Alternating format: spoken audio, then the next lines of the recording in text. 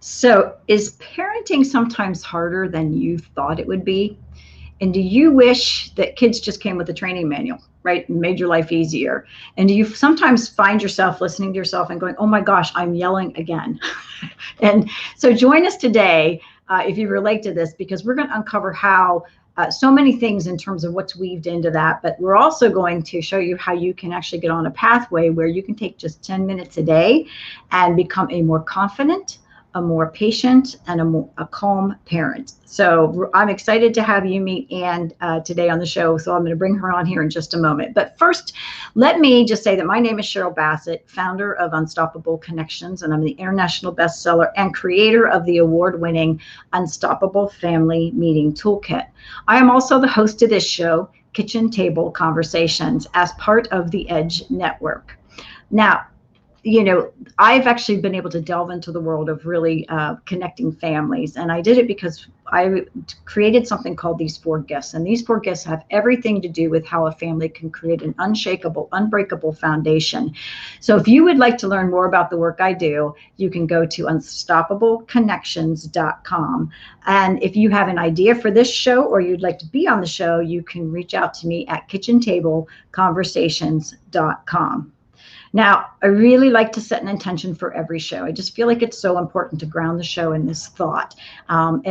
Because really this show is designed to cover the fun stuff to the tough stuff and everything in between. But every single bit of it's designed to ignite a conversation, to strengthen your family, and to create a positive ripple out into the world. It does harness one of the gifts that I get to share, which is the 4th gift, and it is the gift of love. And we unwrap the gift of love by choosing to celebrate ourselves and others. So it's with that intention that we ground this show in a celebration of the person who came here today to share with us their heart, their talent, and their passion. And that will be Anne Andrews. So let me right now jump over and read a little bit about her background to you before I bring her on. But I'm really excited to have her on the show. So Anne Andrew, PhD, is the author of What They Don't Teach in Prenatal Class, The Key to Raising Trouble-Free Kids and Teens. She's born in Leeds in the UK, educated in Edinburgh University and the University of British Columbia in geological sciences. She spent 20 years working as a school principal. So she has my kudos right there. After a crisis in her family led her to a talented therapist whose transformational methodology she now teaches to parents to help them become effective, calm, and confident parents. Her goal is to combat the alarming rise in mental health issues in children and teens, such as anxiety, depression, addiction, bullying, and even suicide. And we know those are all issues that are out in our culture. When not leading workshops or facilitating Choose Again healing circles, which I don't know about, I'll have to ask her. Anne can be found in a kayak off the British Columbia coast, and she lives in Vancouver with her husband. So with that, I'm really excited for you guys to meet Anne. She's been just such a joy to get to know. And I'm already going to say it because I just said this to her. It's hard to imagine that you used to yell. Just being honest. So, but thanks for being here today. Thank you very much for that lovely introduction and intention. Well, this is a real heartbeat, and I really want to get this information out to families. So I'm excited for them to get to learn a little bit more about you and what you do. But tell me, because this is really the best start point always, and we touched on it a little bit in your bio, right? You had this crisis in your family, but why don't you tell us a little bit more about how that unfolded for you? Right. So there was a point when my kids were teenagers that we needed a little extra help. Or a lot of extra help. And we were very lucky that we found exactly the right therapist for us. His name's Diederik Walsack, and he's the founder of Choose Again, which is the name of the healing circles that I help to facilitate now. And from him, I learned some simple techniques, really, that I wish I'd known when my kids were young, or even before they were born. It was almost like receiving that instructional manual that we don't get when the kids are born, but I felt like I had some tools that I could actually use. And the things that I learned, I wondered, why was I learning them when I was, at that time, I was in my 40s, and I should have learned these much, much younger. And that's why I want to teach parents, and just a few tools that would be very helpful to know when the kids are really young. Yeah, because I know you and I've talked a little bit about this, but there's so much that when the kids are young, right, between the ages of like 0 and 8 or 0 and 7, that they start to take on these core beliefs, right, that come from us. So parents, I mean, not that you can't do it after that, but obviously that's such a like an amazing time if you learn some of these things that you're sharing now. Is there a good age for kids to start, like what you're saying before, like you're right, like it's probably stuff we can use in any relationship, but is there like a really good age to start to unfold some of these things I'm talking about? Yeah, and the best thing actually is for the parent to do the work, to look at their own negative beliefs. That's the absolute best thing that we can do for our children. We all have negative beliefs, and they drive our thinking, our feeling, and our behavior far more than we're aware of. In fact, I was a yeller, and it was because I discovered that there was a negative belief that was being triggered. We think that we're upset because the kids are misbehaving or they're not listening, but the real reason is something deeper, and it does go to those negative beliefs. So it's important for parents to be tackling their own negative beliefs. And then as far as children, what my suggestion is really applying the antidote. And the antidote to the negative beliefs is this really firm understanding that they have inherent worth. And that helps to combat those negative beliefs. So any way we can get that message across to children is really the key to raising trouble-free kids. And I know that, I mean, it seems like we may have talked about this early on when you and I first started chatting about you coming on the show. And did you have a different definition, or do you separate between what is inherent worth and what is self-esteem? I do, yes. When we think about self-esteem, we generally think about looking for external evidence of achievement, maybe praise. And self-esteem is something that's variable. So we can have high self-esteem or low self-esteem. And it's well known that high self-esteem correlates well with happiness and what society generally considers to be achievement. But low self-esteem is actually linked to depression and suicide and addiction. People with those kinds of problems generally have low self-esteem. So it's the variability of self-esteem that's the problem. We shouldn't be hitching a wagon to something that moves. Whereas inherent worth is a concept that everyone has exactly the same inherent worth, and it doesn't change.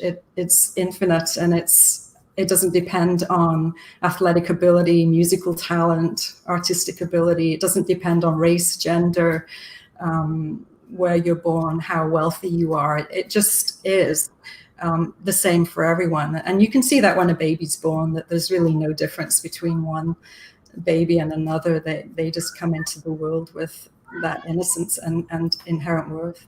And it's written into the Charter of Human Rights as well, the inherent dignity of everyone. And yet it's also a faith-based position, or a lot of people, come, that we're all created in God's image is another way of looking at it. So if we're all images of God, then there's really no difference in terms of worth. We're all that image. I find it really fascinating, because it's sort of, if I'm really understanding, and I think this is such an important distinction. So self-esteem really is going to come from sort of how the world outside of us sort of perceives us, and how well we fit into that. Whereas inherent worth really comes from within, and it's really our God-given right to have it. And we allow it seems like in some ways we probably let the self-esteem, if we have low self-esteem, impact our inherent worth to some degree. Is that correct? Well, it can certainly impact our feeling and our behaving, but it's that deep knowing that our inherent worth is there no matter what. And if we can really get that message across to kids, that they will be secure in knowing who they are, whether or not they achieve anything. Right. They don't have anything to prove. They don't have to establish their worth. Kids often spend a lot of time trying to get good grades because that's what they believe their parents need in order to love them. Right. So when they know that they're enough as they are, that their worth is not established by their grades, that's where we need to get with them. So it's really just really remembering, right, and allowing what we have to. Yeah, and I've seen it be the catalyst for recovery, even from addiction. That notion that no matter what has gone on, what has happened, that their inherent worth is not changed. It's immutable. Yeah, and that becomes the catalyst for recovery. Okay, interesting. I mean, I find it actually really fascinating. And something just really, I thought that was really an important distinction. And then I know, so let's go back, because again, I'm trying to imagine you yelling, but that, you said you haven't yelled in a really long time, so that's the good news, right? It worked. But let's go back to that a little bit. Like, what was that dynamic between you and your kids? And yeah, so I tried to be the best parent I could be, and I read all the books, and I knew that yelling was not a good thing to be doing. It's not a loving thing to do, and it terrifies children. So I really wanted to stop. And what was the red flag to the bull for me was always when I would see that they weren't listening to me. So if I was feeling that I was being ignored, that was when the lid came off, and I couldn't hold it in. And I tried a lot of different behavior modification, counting to 10, taking deep breaths, putting myself in timeout. Those things would work to a limited degree, but they're not long-term solutions.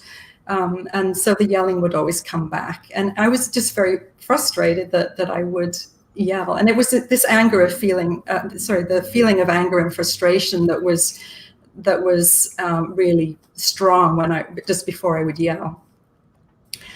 So you would yell, and then they would ignore you, and so you would yell louder. I tried to get their attention, and it didn't work. Yeah, and there reaches a point where you go, I can't yell any louder than I'm yelling, right? Maybe you need a megaphone, but it's at what point do you just say this is not a good strategy? So did you have an aha moment, or what was the shift? Absolutely, yeah. And it was when I was working with Diederik Wolsak, and what he taught that was so profound was that we're never upset for the reason we think. So we think we're upset because the kids are not listening, but actually the yelling is a symptom of a deeper problem, and that deeper problem is one of self-loathing. And it's really that a negative belief has been triggered.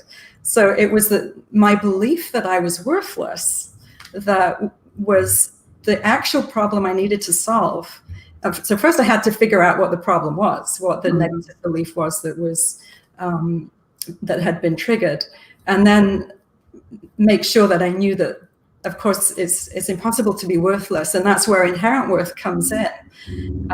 I thought I knew about inherent worth, and I actually even used to teach it in my school, but I didn't realize that you had to understand your inherent worth to the exclusion of all the other beliefs that you might have about yourself, such as you're not good enough, you don't belong, and I'm worthless. Obviously, you can't be both inherently worthy and worthless at the same time. Right. But I just want to fill in the step where he taught that feeling. So my strong feeling of anger and frustration links to memory, because our feelings are actually replays of a time when we felt the exact same way in an early childhood memory. And that's what we talked about from 0 to age 7. We're picking up these negative beliefs, we're having experiences, and we're making them mean something about us. So what Diederik taught, and his transformational method, is to follow feelings into memories. So feelings linked to memories. And I was able to follow my angry frustration back into a memory of being about 3 years old in the kitchen with my mom. And I had done a picture in my new scrapbook, and I wanted her to see it.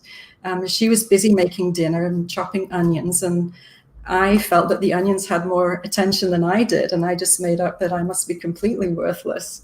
And in fact, my mother was deaf. She was almost completely deaf when I was just learning to talk. And so that frustration of trying to be heard was huge for me. So as soon as I recognized, and I could see that she was just simply making dinner, and it didn't mean that I was worthless. It was just something a little girl made up to try to explain why she was being ignored. Mm-hmm. And so it's about going back into these memories and reinterpreting them and seeing that we just made this all up, and it didn't mean anything that my mother didn't listen. Right. Well, and I mean, you just brought up something like, obviously in your dynamic with her not hearing well, I mean, it probably did force you to have to talk louder to get attention anyway, right? I mean, to some degree. Both myself and my brother have very soft voices, actually, so I don't know what she did to deserve that, but. So you probably had to find a way to speak louder anyway. But yeah, I mean, it's really fascinating because I think back, and it's not, I say this, and sometimes I think like it's not a judgment, but I know I went to church all the time. And one of the things that as a child I would say was, Lord, I am not worthy to receive you. And so, even that is a core belief. Sometimes we have to go back and look at those things and say, wow, does that serve me to say that all the time, especially as a child, when you're not really able to separate from the words you're saying and what they mean to right. you, on a very... And the irony about that is that when we do believe that we're worthy, we actually behave so much better. And so all of the behaviors that the church would love to see in everybody would be there if we actually believed that we were inherently worthy. Yes. So, because when we believe that we're not, we actually behave from that position, and that will lead to yelling, and it will lead to other behaviors. Yeah, absolutely. Isn't it funny? It's almost counterintuitive to the end goal. It is very counterintuitive. Achieve. Yeah. So you kind of talked about this a little bit, but one of your questions here, which I thought was funny, by the way, how did you go from being a scream machine to being calm, confident parent? And you're talking about that because you did follow your feelings, and unlocked, I guess, in some ways, and stood in the awareness of it. But were there some other things that you did as that? And how did you were you able to say to your kids, hey, things are going to be different? Like, we're going to do this. They were already pretty much teenagers by the time this was happening, and kind of almost out of the house. And it's not a quick fix. And in fact, the yelling for me was a quick fix. It was almost like a one and done. I got it. And I really wasn't tempted to yell, and haven't been tempted to yell for many years. And this was something that I actually really wanted to change. Even as a little girl, I would yell at my parents, and I didn't want to. I knew it. I just didn't want to be yelling. It feels so horrible, or at least I felt very remorseful always afterwards. And so it was something I was a good feeling. Yeah. And it really wasn't until I recognized that was not the problem. The yelling wasn't the problem. The worthlessness was the problem. And that fixed it.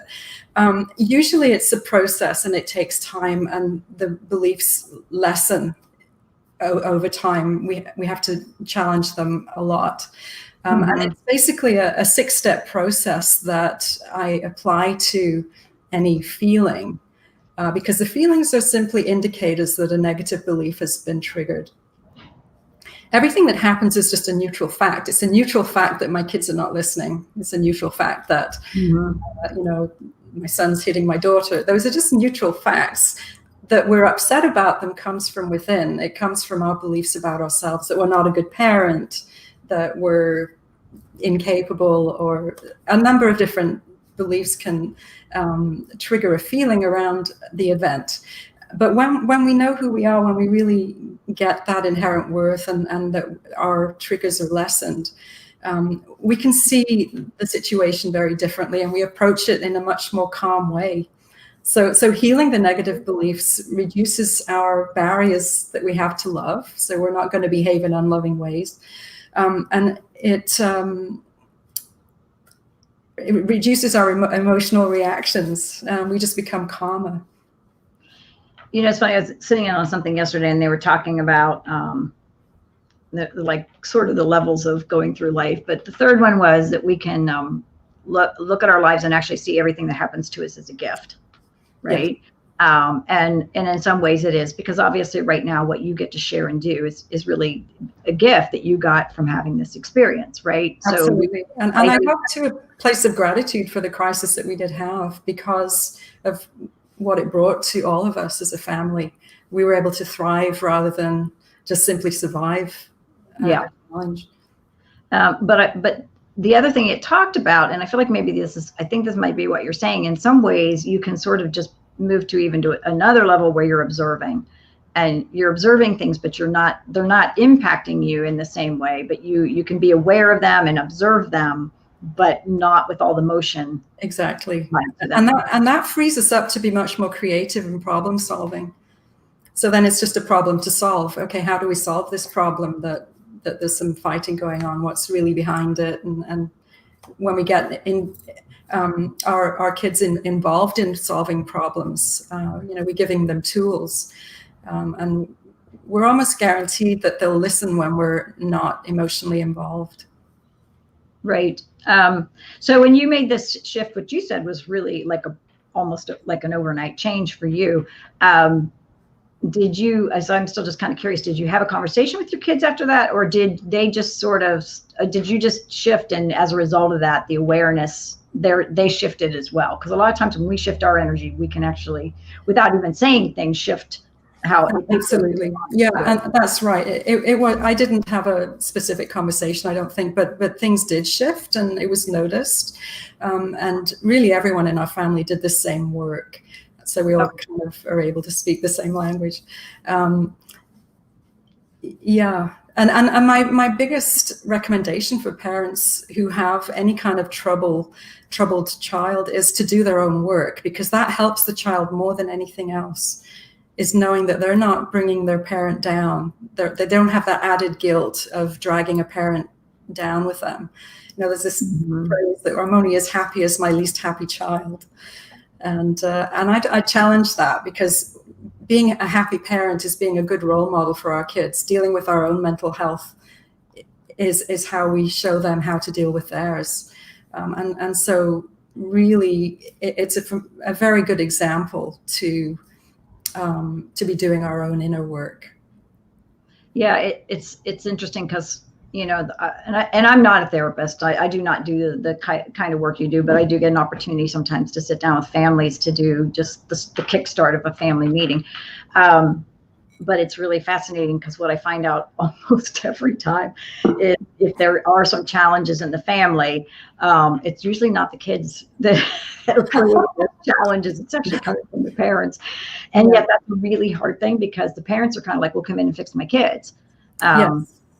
And they're really prepared to look at, well, wait a minute, that most of this work initially anyway might be coming from what the parents need to step in and own. Absolutely. Right? I would totally agree with that. Yeah. So it's kind of interesting. I mean, it's no different when, I was, I remember, because we joke about my really bad mom moment where I yelled at my kids over at Brian asking for a tube of chapstick, which, I'm grateful for, and it set us on a journey. But I can honestly say, I thought we were going to sit down that night and I was going to impart all my wisdom onto my children, and I was going to straighten them out. And the truth was, we went on a beautiful journey together, and they straightened me out too. So it was good, but it was a real authentic connection that we had. And I think parents are going to have to own that space a little more. So, so it sounds like that's a big piece of the messaging and the work that you get to do. It is, definitely. Yes. So, are most parents open to that work, or? It takes a bit of convincing. It took me a bit of convincing that this was going to work. And it does work. That the changes that happen within, just being a calmer parent is incredibly helpful. And the ability to see your children as whole and complete and capable and inherently worthy. We have to almost really accept our own inherent worth to be able to see it in others. Right. And for our kids to see what that looks like. I know, again, one of my favorite quotes, and I've shared this with you before, I'm sure, but that just the more I could live in my joy, the more I realized my children could live in theirs. Yes. And so the work really did fall to me to step into that space first, because then I could because really, parents really are superheroes to their kids. They may not think we're the cape, but they really are. And they do get to have so much impact into them, right?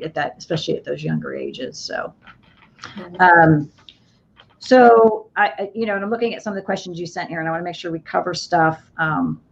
You had, so I'm going to read through it. So I think the antidote to our negative beliefs is to deeply understand that we have inherent worth. We've covered some of that, obviously.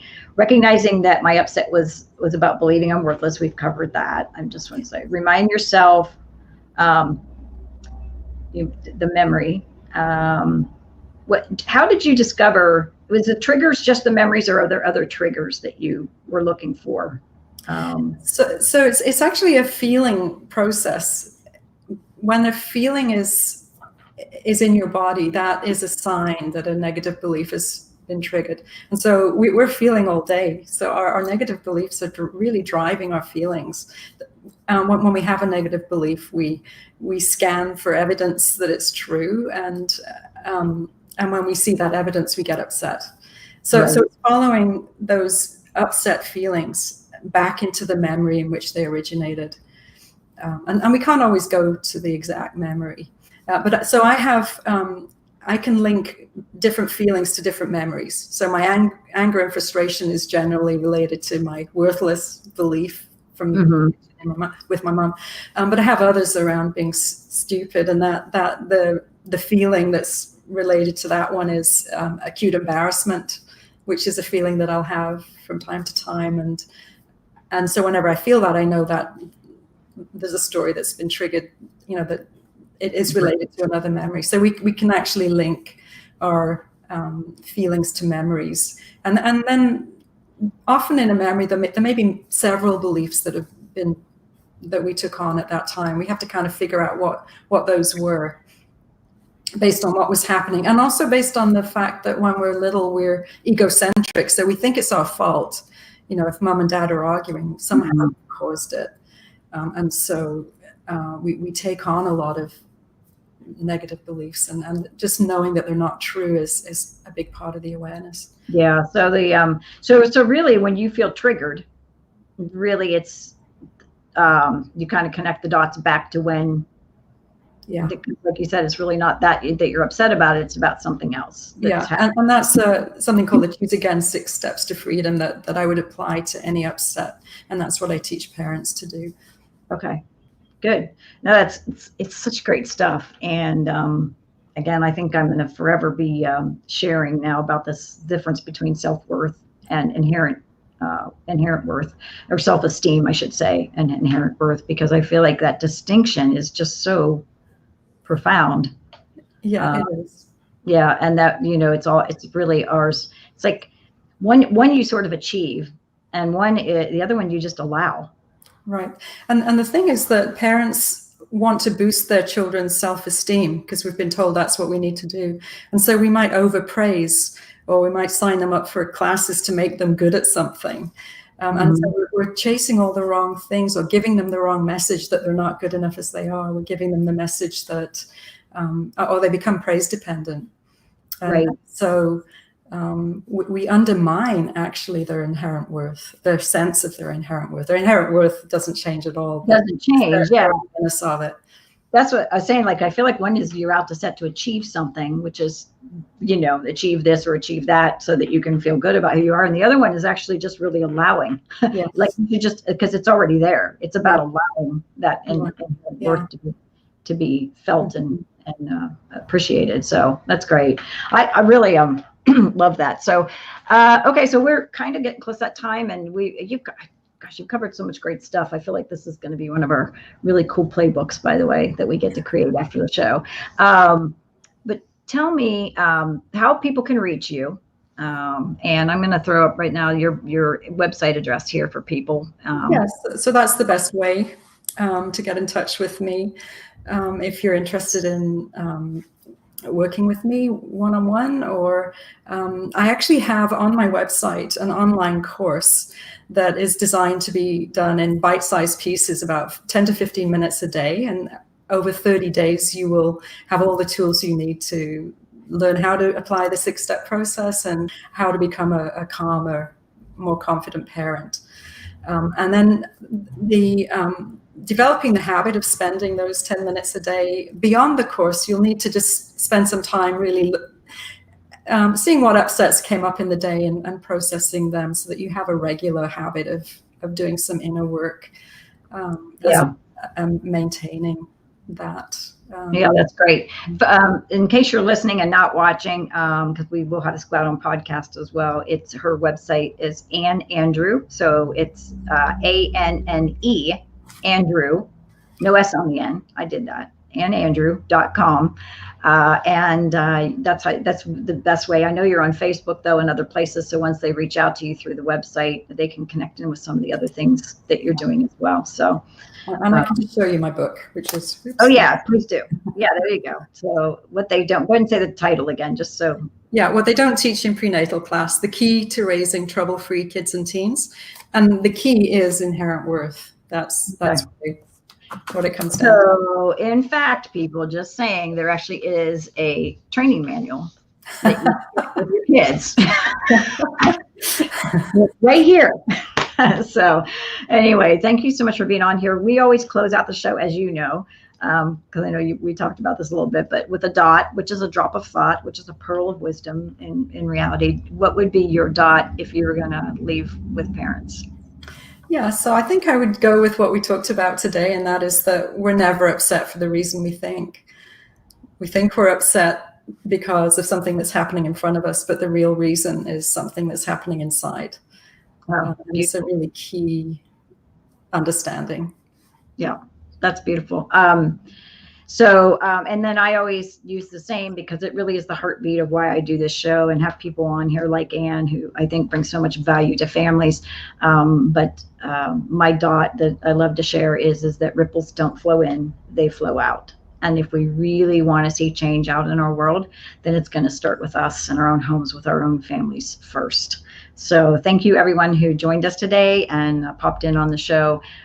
Again, I think we're going to have some really beautiful materials that come out of this show with the 333 playbook series. And Anne is doing part of our gratitude challenge right now too. So that's, if you're catching this live in the moment, come over to Family Connection Challenge. You can find it on Facebook. It's just Family Connection Challenge. And next Monday, we launch a 5-day gratitude challenge. So anyway, her energy will also be involved in that as well. I think you're doing the first day and the last day. You're opening it up and closing it out. So anyway, thank you so much, Anne, for being here. Thank you very much for having me. I really appreciate it. Great. Take care, everyone.